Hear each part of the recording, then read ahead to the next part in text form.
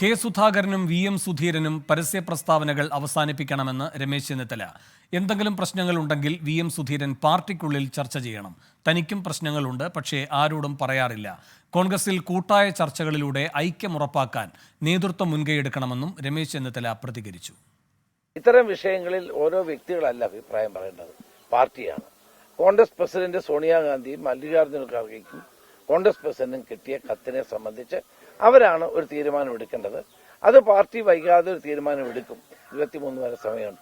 അതിനു മുമ്പ് നമ്മളെല്ലാവരും അഭിപ്രായങ്ങൾ പറയരുത് എന്ന് AICC പ്രത്യേകം നിഷ്കർഷിച്ചിട്ടുണ്ട്. മുതിർന്ന നേതാവായ VM സുധീരന് പ്രശ്നങ്ങളുണ്ടെങ്കിൽ അദ്ദേഹവുമായിട്ട് ചർച്ച ചെയ്യണം. ഇതാണ് എന്റെ അഭിപ്രായം.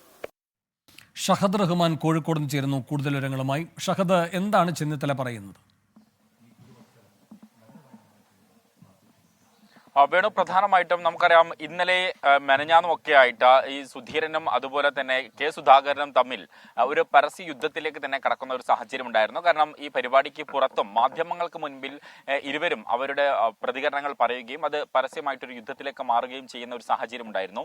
ഇതിനെതിരെയാണ് ഇപ്പോൾ മുൻ പ്രതിപക്ഷ നേതാവ് രമേശ് ചെന്നിത്തല രംഗത്തെത്തിയിട്ടുള്ളത്. പ്രധാനമായിട്ടും അദ്ദേഹം പറയുന്നത്, കാരണം ഇത്തരത്തിൽ ഈ സുധീരന് ഏതെങ്കിലും തരത്തിലുള്ള പ്രശ്നങ്ങൾ ഉണ്ടെങ്കിൽ അത് പാർട്ടിക്കുള്ളിൽ ചർച്ച ചെയ്യണം, അതിന് KPCC തന്നെ മുൻകൈ എടുക്കണം എന്നൊരു കാര്യമാണ് പറയുന്നത്. തനിക്കും പലതരത്തിലുള്ള പ്രശ്നങ്ങളുണ്ട്, അതൊന്നും താൻ ആരോടും പറയുന്നില്ല.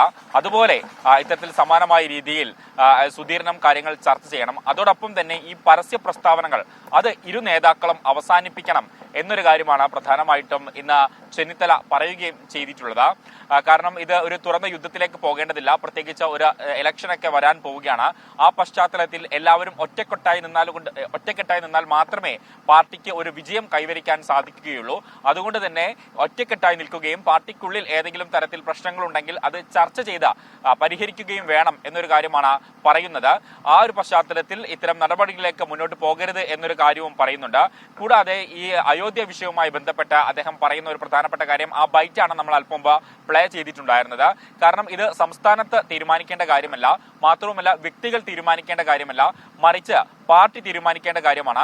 അതുകൊണ്ട് പാർട്ടിയാണ് ഇക്കാര്യത്തിൽ അന്തിമ തീരുമാനം കൈക്കൊള്ളേണ്ടത്. തങ്ങൾക്ക് ആർക്കും തന്നെ ഈ ഒരു പരിപാടിയിലേക്ക് ക്ഷണമില്ല. അതുകൊണ്ട് തന്നെ തങ്ങളല്ല ഇതുമായി ബന്ധപ്പെട്ട് കാര്യങ്ങൾ വ്യക്തമാക്കേണ്ടത്, പാർട്ടിയാണ് തീരുമാനിക്കേണ്ടത്. 23-ാം തീയതി വരെ സമയമുണ്ട്, അതുവരെ കാത്തു നിൽക്കൂ. ഇപ്പോൾ പ്രചരിക്കുന്നതെല്ലാം അഭ്യൂഹങ്ങളാണ്. ഇത് സംബന്ധിച്ച് ഒരു തീരുമാനവും നിലവിൽ കൈക്കൊണ്ടിട്ടില്ല. തനിക്ക് ഇതുമായി ബന്ധപ്പെട്ട് യാതൊരു വിധത്തിലുള്ള അഭിപ്രായവുമില്ല. പാർട്ടിയുടെ അഭിപ്രായം എന്താണ്, അതാണ് തന്റെ അഭിപ്രായം എന്നൊരു കാര്യവുമാണ് ഇന്ന് രമേശ് ചെന്നിത്തല അല്പസമയം മുൻപ് മാധ്യമപ്രവർത്തകരെ കണ്ടപ്പോൾ പറഞ്ഞിട്ടുള്ളത്. വേണു, ഷഹദ് റഹ്മാനാണ് കോഴിക്കോട് നിന്ന് വിശദാംശങ്ങൾ നൽകിയത്. 24 അഞ്ചിന്റെ വജ്രത്തിളക്കം.